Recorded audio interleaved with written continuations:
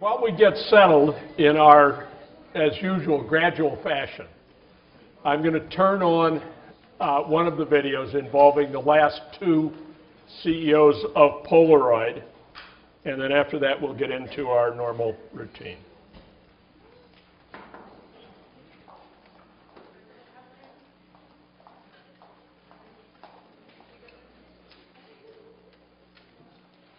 Most people thought that the company needed to change.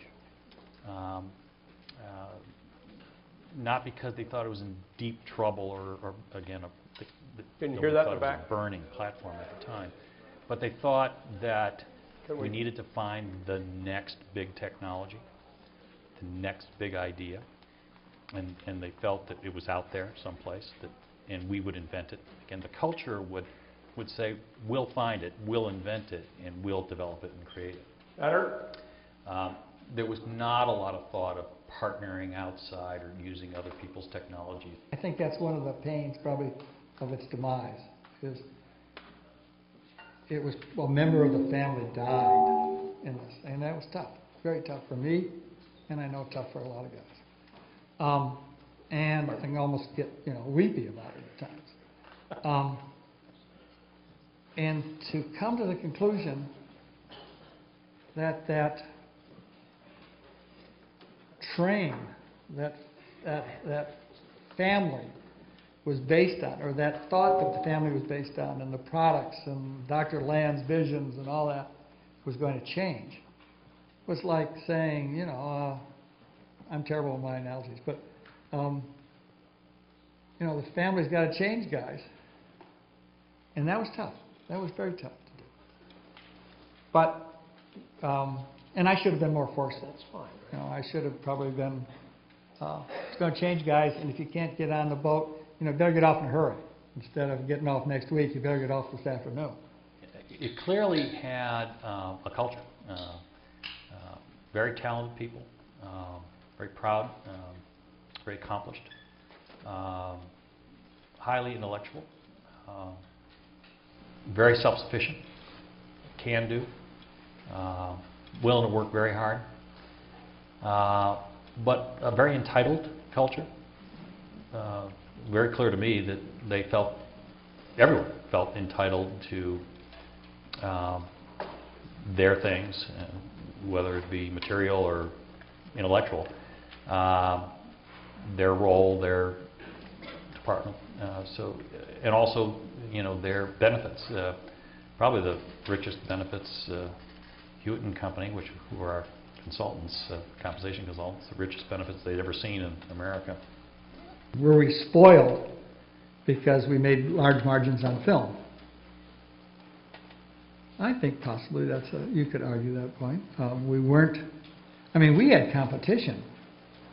Instant photography was competing constantly with conventional photography. Now, if you call image making the field, if you call it about instant photography, if you narrow it down to instant photography, we had no competition until 76 or something like that, when Kodak came in, and then Fuji came in later. Did that make us complacent? Is that the question? Possibly. I never felt I was resting. I always felt I had more on my plate than I could barely choke down. We had an inferiority complex, I think, for a long time, and that the quality of instant photography was not up to the quality of conventional photography. And we spent hours and hours and hours and millions and billions of dollars, I guess almost, focusing on closing that quality gap. And we got pretty darn close in the end. I don't think we ever got par exactly, but we got very close. Did we spend too much time on it?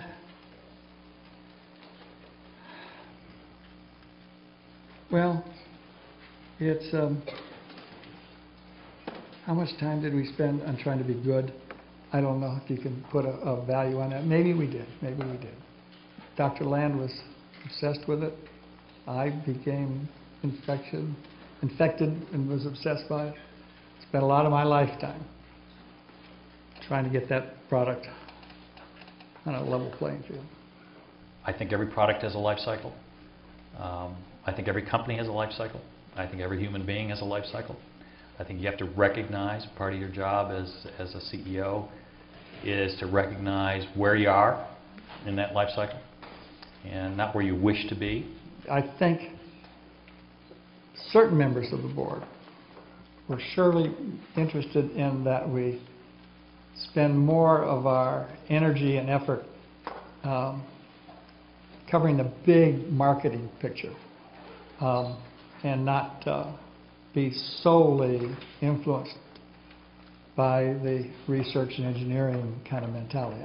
They wanted us to pay attention more to what the customers were potentially thinking about versus what we thought we had the grand idea and we were going to lay it on them. Which I think historically you might too simplistically say that that was the origin of the company, was more of the invention of the idea, and then here it is, customer, versus what do you need out there and let us try to provide it to you. We never, I think, had a full concurrence on what marketing meant. There were those that said, well, gee, you should have raised the price of the film or cut the price of the film. And, you know, price of the film wasn't going to change it. This was technological change. This was not a marketing problem. My price break at the time was under $50. I thought the electronic image cameras had to get down to, and I thought in 10 years they would get there. And lo and behold, it's taken just about 10 years for it to get there. But What do you think of those guys? Do you like them?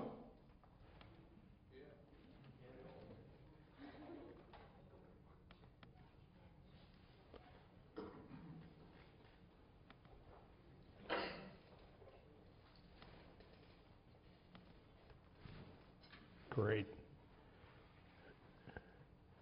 We're going to see part of each slide. Oh, there we go. We've got two cases this week, Polaroid and Enron.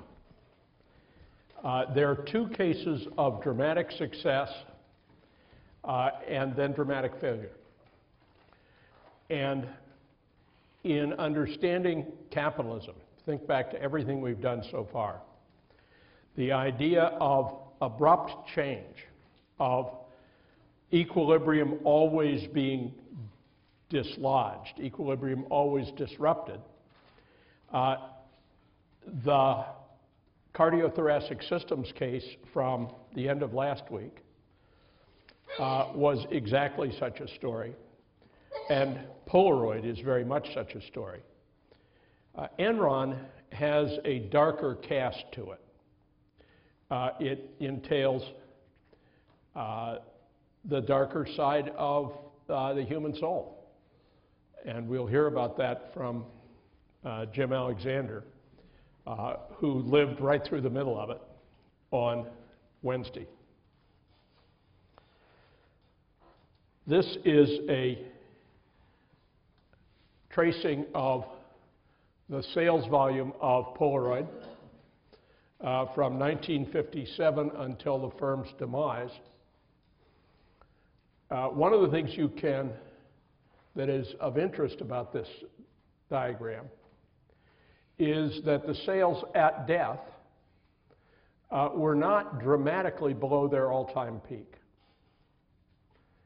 So sales alone don't tell you enough to understand what happened. And this is the stock price. And this is, what are stock prices about? What are the drivers? I'm not asking for anything fancy here. What are the drivers? Yes, back left. Expected future dividends. Okay, expected future earnings. Along with some special sauce having to do with future strategy to maintain share price.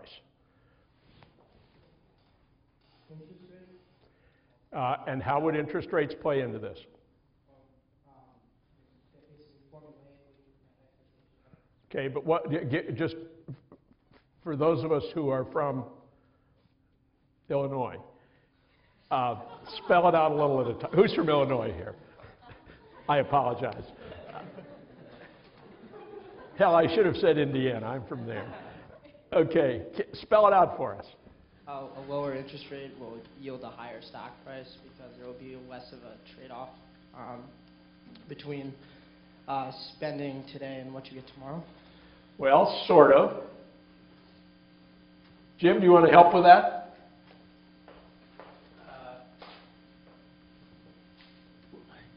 They really are a projection of future cash flows to the shareholders. It's just that it used to be in the 50s, 60s, 70s dividends that were the bulk of those assumptions, and today it's a rare company that pays more than 1 or 2% dividend yield on a stock price. So really, it's a projection of earnings, as you encapsulated. And when you look at that chart, what you see is the typical problem with a lot of growth stocks, and that is that people buy onto a whole new paradigm and then extrapolate for decades, and you end up with a stock price that really bears no resemblance to current earnings. And an increase in interest rates, how would that? Well, that would an increase in all other things being equal, an increase in current interest rates would lower the stock price because you'd have to be compensated for the extra time value of money involved. Thanks.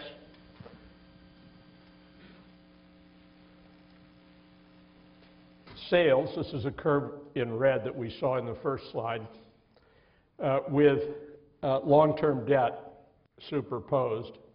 Sales reads on the left axis and debt reads on the right.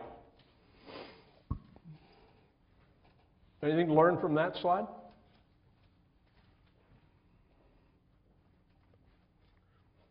This is not a curveball.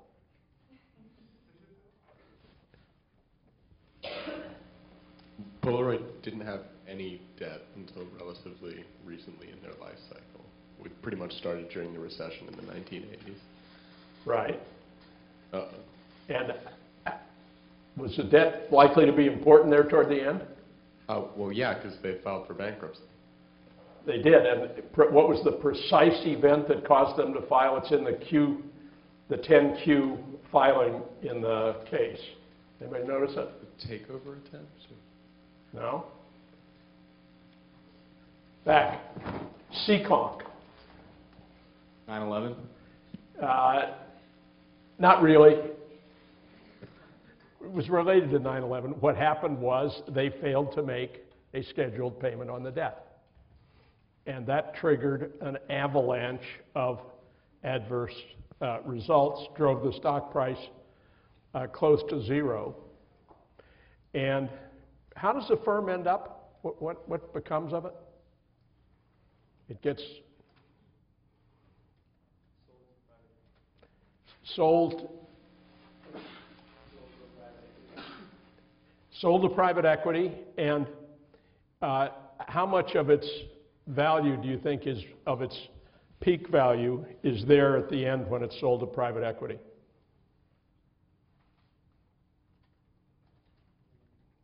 You don't have to give me a number, just give me a little. Probably 20%, I think less. Sold for $265 million at that end stage. Now, what was the value proposition? I guess that's a hint.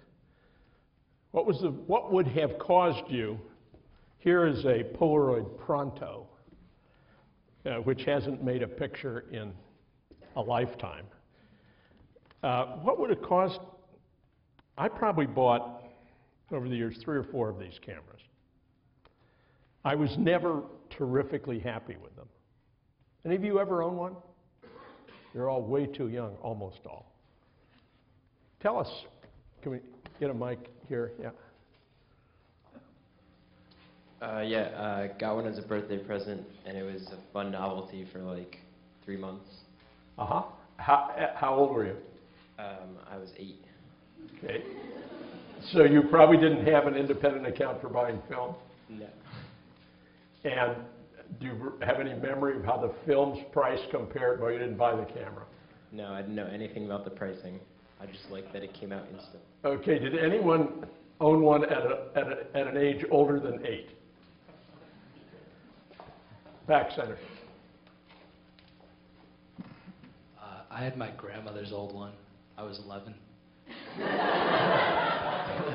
So I can guess what you paid for the camera. Yeah, I mean, it was a hand-me-down, and I took like 10 pictures with it, and there was no film left. And I asked my mom if we could buy more, and she was like, no, we're just going to get a disposable for you. Okay, so the sales metaphor in the case, anybody remember what analogy do they draw in the marketing strategy? Back there, yes. It was razor and blade. Razor and blade. Help us understand that. Yeah, basically, you know, for instance, a company that sells razors, they're not making that much money on the actual price of the razor, and you know, some could argue they could even give that to you. Their profit really comes from that people have to buy blades in order to use the razor. Okay, great. Can we think of any other analogies in marketing strategies? Here in the alligator shirt. Printers and ink cartridges? Printers and cartridges. You've noticed that the printers sell for nothing, and the cartridges cost your firstborn child. Yeah, and it's not a bad strategy, right? Because most of us try to minimize the initial cash outlay when we buy something, and then you get hit in the back of the head by the maintenance of it. And that was the strategy for Polaroid, and it was in some periods a very successful strategy. What's the value proposition? We get 2 dimensions here. Not very, let's put them together actually. The quality dimension. Think this is 1948. This is the first Polaroid camera on the retail market. It was much too, I was 9 at the time, so I can empathize with you guys. But I was nowhere near rich enough to purchase a Polaroid land camera. It was a very upscale, fancy idea. But I did see pictures made with it, and they were sepia tone and muddy. Very low contrast. They were very bad compared with what could be produced by conventional photography. And the question was, let's think about 3 kinds of consumers. And this was largely a consumer product. It had scientific and business applications and industrial applications, but from Land's point of view, all the way along, the real darling was the amateur photographer. And let's use indifference curves in this space. So we've got speed on the horizontal dimension and quality on the vertical dimension. And a person who says, I'm indifferent between all these outcomes, how would we describe that person's preference?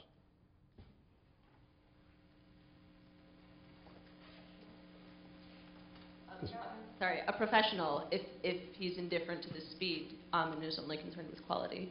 I'm unable to locate you. Mary, wave. Oh, hi. It would be a professional or perfectionist, right? The model might be Ansel Adams, somebody who makes wonderful pictures and is willing to wait and is virtually indifferent to the time dimension. So that person is trying to climb in this direction, indifference curve over indifference curve. And this person, Tim, what's this person up to? They're trying to go out that way as fast as they can.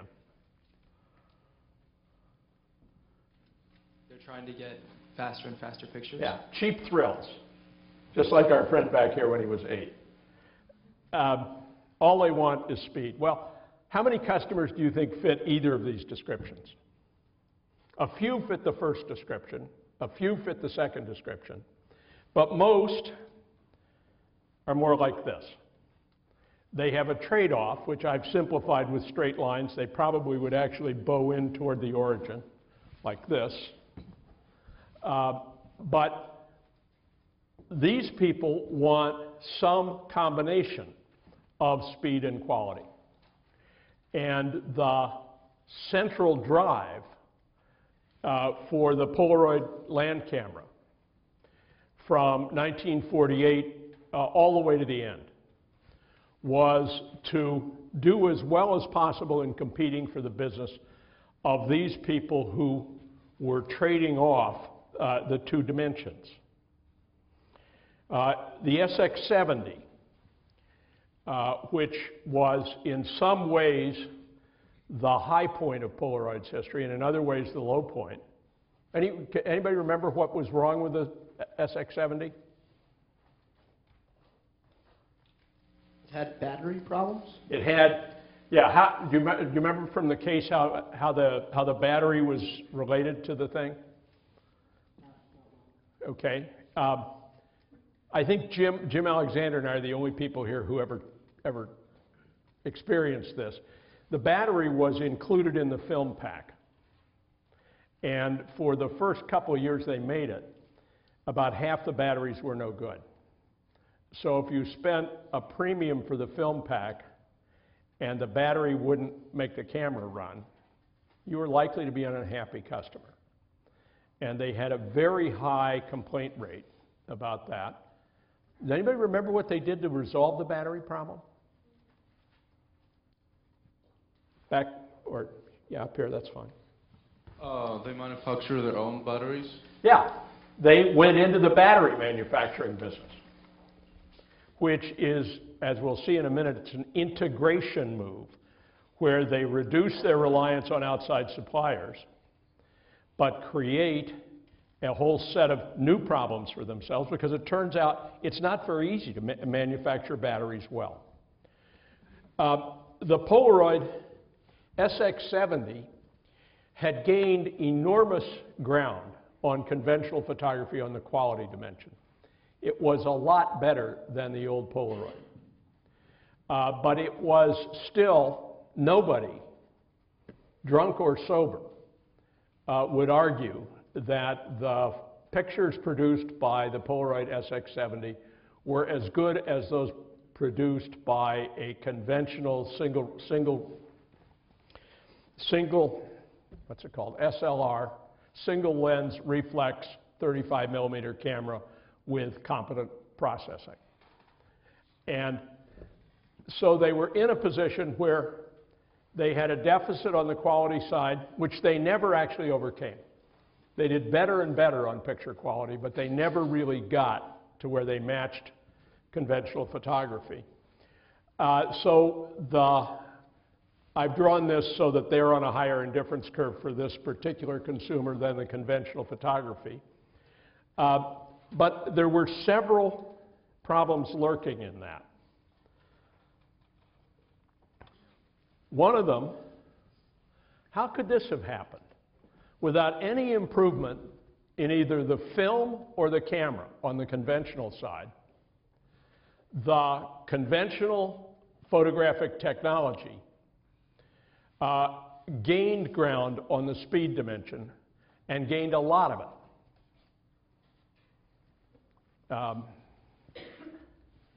With the advent of the 1 hour photo? Okay, so the 1 hour photo processing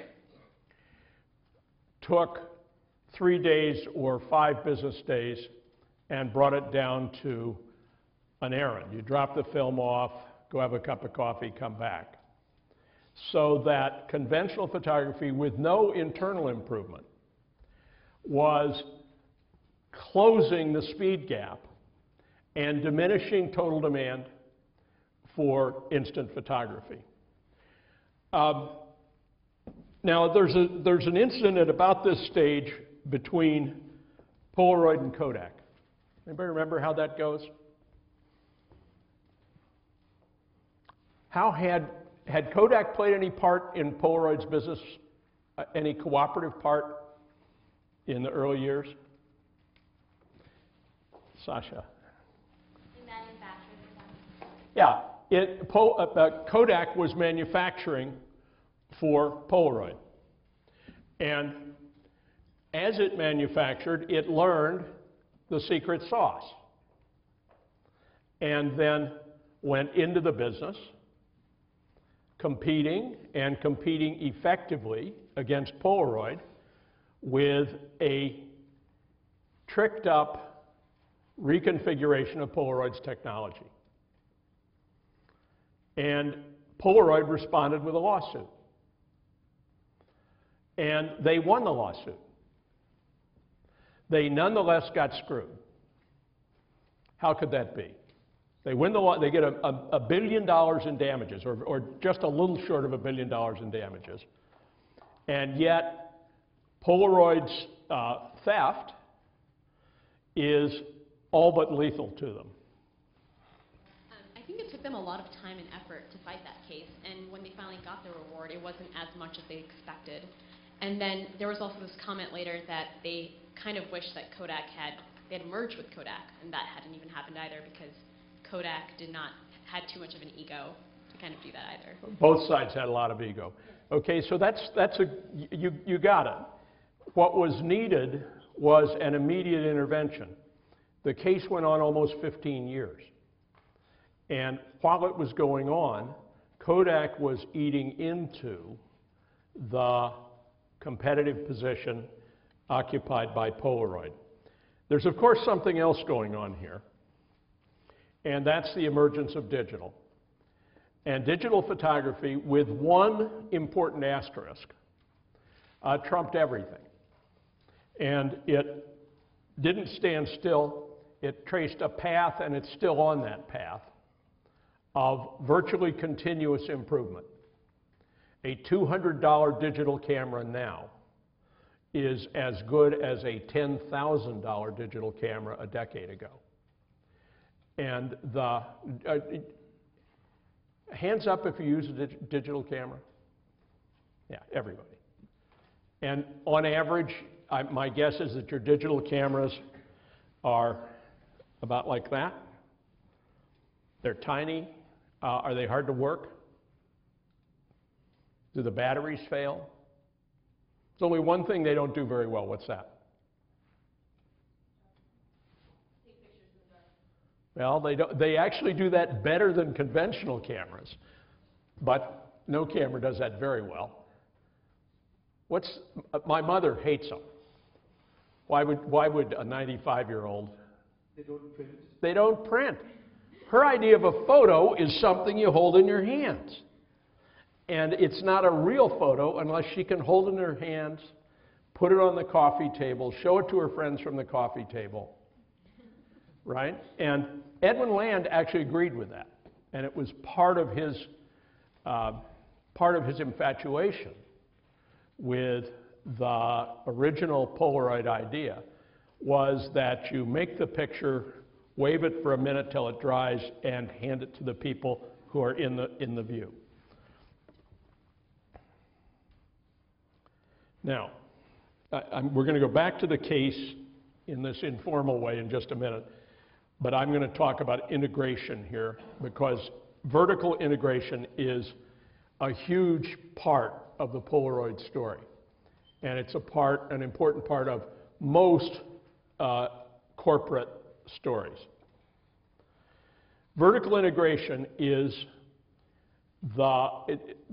think of the dimension that starts with raw products, ore coming out of a mine, sugar cane coming out of a field, bananas coming out of a rainforest. And then there is a progression toward a manufacturing or processing plant, or perhaps a series of manufacturing steps. Then the distribution of the product to wholesalers, and from wholesalers to retailers, and from retailers to the family picnic. And a full story of vertical integration looks like this. Everything's in the corporate box, from beginning to end. The plus of that is obvious.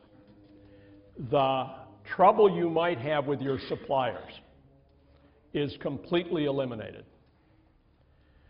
And the ability to direct the details of every step is seemingly unlimited. The downside, there are at least two obvious downsides. One is a lot of companies are good at the front end without being good at the back end. So if they go from the front end, from marketing a retail product, all the way back to the first steps of its production, they may well screw up because it's just not what they do well. That's one difficulty. Another difficulty is governance. The management of a vertically integrated company is a very complicated process.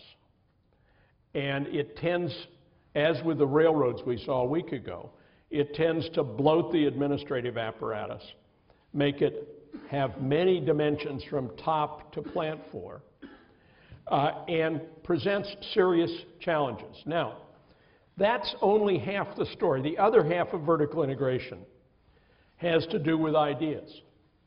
There's what I just talked about has to do with physical stuff, material things. There is also an intellectual track or ideational track, which starts with dreams or ideas drawn on the back of a napkin, and then invokes science and engineering and design and a marketing plan. It is, in effect, the brains behind the lower box. And with Polaroid, you had a fully integrated company. Now, they didn't do mines and fields, but you had a high degree of vertical integration in the ideas process and almost as high a degree of integration in the material process. So you end up there. Now,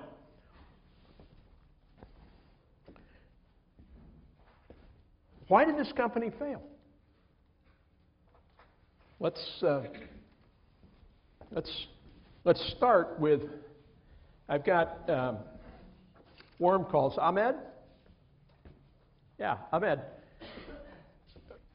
Why do you think the company failed? They failed because of the capabilities and beliefs of the 1980s that influenced their strategies. They were more technology-driven and not market-driven and reasons and so forth. Because of the senior management. Okay. Who was this Edwin Land guy? He was a scientist. He was a scientist? When does he get his start as an inventor? Does anybody remember from the case? 37. Pardon? Oh. Harvard College. He's an undergraduate, and he invents Polaroid filters. Clever lad.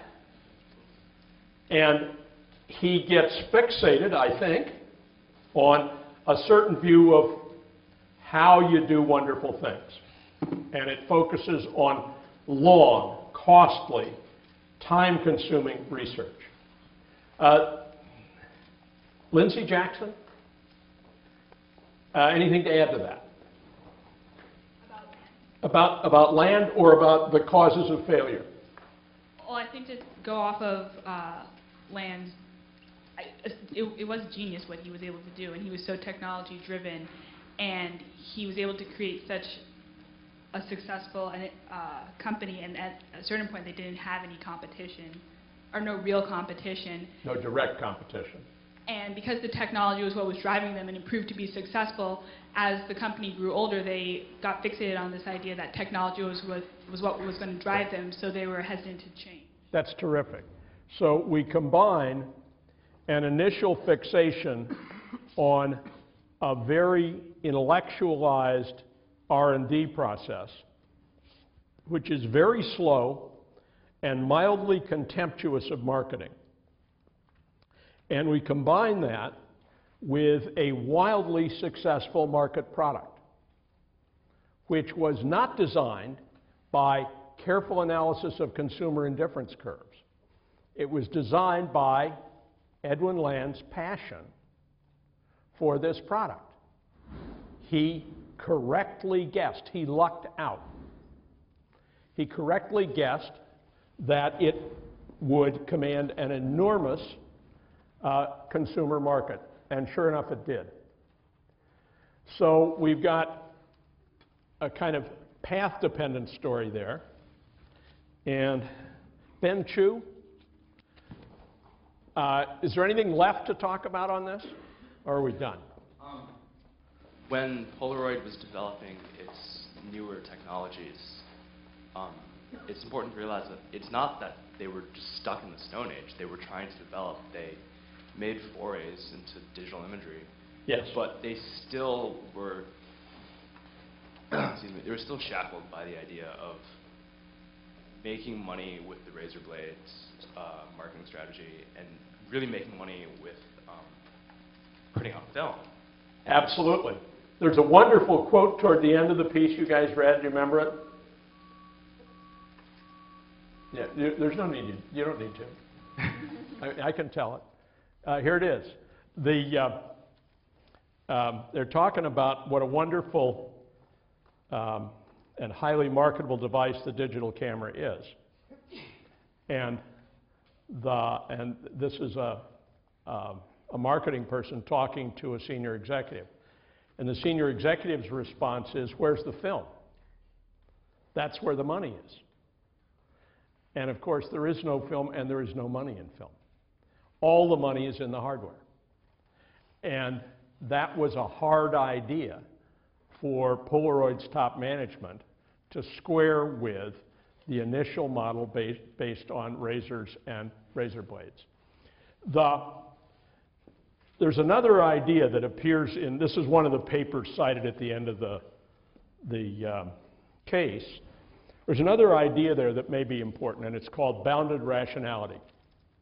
Hum if bounded rationality is a familiar concept. Okay, we should stop and talk about it. Edwin Land, let's say his IQ was 290.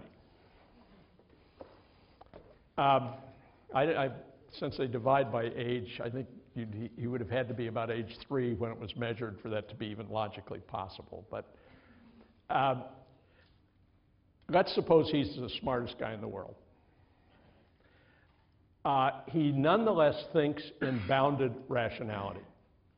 And what that means is, in order to get started thinking about something, you have to explicitly or implicitly make a bunch of assumptions. And those assumptions are typically arbitrary. You can't examine every aspect of every assumption and ever get anything done intellectually. It's a true statement. And the task of managing a company is exceedingly complex. And Edwin Land and Mac Booth and the other people, you have this very messy chart here that I took down from the case. None of these senior executives was ultimately able to think in a way that was effective because the bounding assumptions prohibited it. And what's so hard about this? What would make it hard to run Polaroid or Ford Motor Company? Yes? Because the assumptions that they were... Polaroid, to begin with, was basically a research-driven company, and the assumptions that they were making, the benchmark was that Polaroid is a research-driven company, which in effect was not correct because as the markets were changing, it sapped Polaroid's ability to be nimble and respond to the competition that was there. Okay, great. Is there an analogy in what happened to them in anything about the cardiothoracic systems case?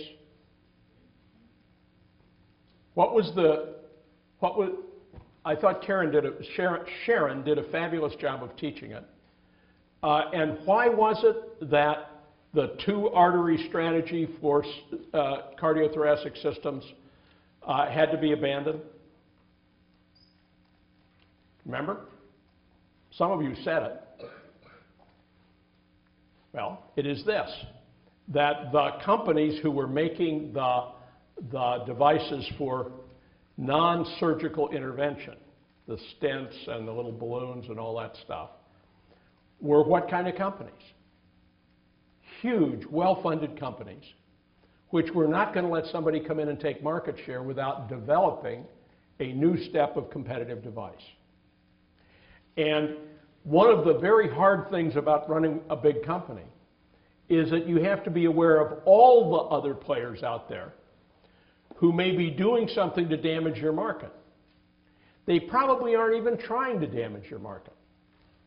They are probably not even thinking much about you, but instead trying to develop their own boundedly rational idea of their company.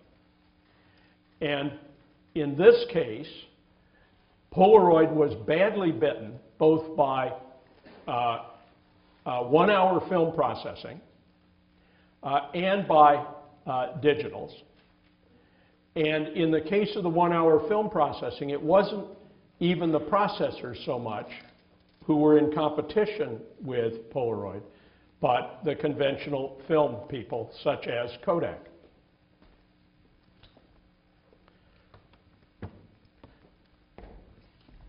So part of the story then is bounded rationality. Part of it has to do with drawing the wrong lessons from early success.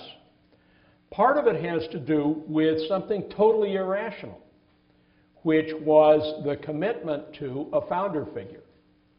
Is it generally the case that brilliant engineers run huge companies which produce the products based on their ideas? So generally, it's not generally the case. I mean, we can all name cases.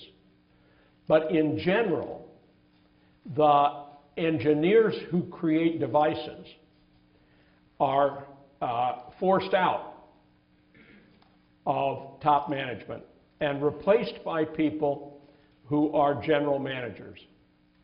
And that's what happened at Polaroid, but it happened too late. It happened much too late. Now, if you were going to save Polaroid, let's say in the 1980s, let's suppose you are Mac Booth, and it's your task to give this company the best chance of preserving its value going into the future, what would you do? Well, what they did do was a hell of a lot of R&D on a long string of projects which failed. Right? Some of them were artistic or engineering successes, but none of them were economic successes. Polar Vision was a disaster. Helios was actually a really good product, but they didn't manage to recoup their investment. What would you have done? Can we have the mic? I'm about to cold call you. You ready? Okay. Okay, I'm actually visiting. Well, I'm going to cold call you anyway. The nice thing is you don't have anything at risk. Okay. Well, you didn't read the case, so that's unfair. Are you? Okay, good. What might you have done to save this company? I really do agree with what Booth said. He said that he would have probably merged with Fuji and kind of used the best aspects of both, because Fuji was moving forward, hopefully in digital, and they were still kind of doing instant photography. Because one of the things that they were still, I think, fixated upon was instant photography, what the founder founded. So it was that kind of cult. And they weren't really moving on towards other things and like improving on other things. Okay, so a merger might well have been the best play. Now, what would make it hard to do? I think it's the culture of the company. It's a whole ego trip thing. They were really proud of what they had achieved, and the vertical integration was part of the reason they were so proud of it. Okay, so part of it is culture. I think that debt of theirs would have weakened their bargaining position. Right. And yes, Rather than merging a company with, I think Polaroid could have done something in lines of what IBM is doing now, become a completely research-based company, cut out their marketing, cut out their consumer processes, and just research for Fuji research, for conduct new research designs for other companies who are in the consumer field. So cut down on your vertical integration. okay, so that might actually, that makes a certain kind of sense. Talk a little more and defend the idea. What? Because at the end of the day, the whole company culture was driven towards cutting-edge research.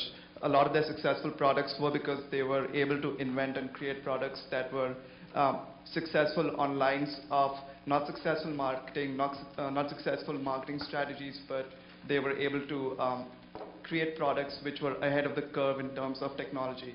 So since the whole market, the industry was moving towards the digital platform, perhaps they could become leaders of developing these technologies which would improve digital products in the future. Okay, that's a very interesting suggestion. Yes? That the merger wouldn't go well because of the vertical integration that Polaroid had in place. They had huge facilities and machines designed for peak times of sales, and these high fixed costs would have been a big problem for Kodak, so I think they wouldn't merge with them. That might well be. I mean, they might have liquidated those through private equity and kept intact the rest. I think they were specialized on the films of Polaroid. Yeah. Okay. Let's turn to Enron now. Enron is another innovation company. Jim, can you come up for just a second? I didn't warn him about this. Jim, as I said to those of you who were here at the beginning of shopping period, Jim was Chief Financial Officer of Enron Global Power and Pipeline and saw the process from the beginning. He came from a long career in investment banking before that. Culture of innovation at Enron, was it important from day one when you arrived there as a consultant? Yes, it was. There was a culture of innovation that was impressed upon the organization by Ken Lay because he was trying to avoid the mindset that was typical of natural gas pipelines at the time, which is very much a monopoly, rate-based rate of return, doesn't matter to make any money type of mindset, and he went way overboard in reversing that. Okay. And was Ken Lay a famous manager, and was Enron receiving prizes, for example, from the Harvard Business School as the best-run company in the country? Yes, well, I've always thought that Jim is a graduate of Yale College and HBS, so we whipsaw him here a little. One of the things I've always thought people ought to do, though, in terms of looking at industries in imminent decline is look at plaudits from HBS and the percent of graduates from HBS going to a given industry. Okay, so the case for Wednesday is innovation corrupted. It's an HBS case. It was in that packet of 3 which you got a week ago. Please read it with care. Jim and I will do this interrogatively. We'll sit together and talk it through and turn to you intermittently for help in solving Enron's dilemmas.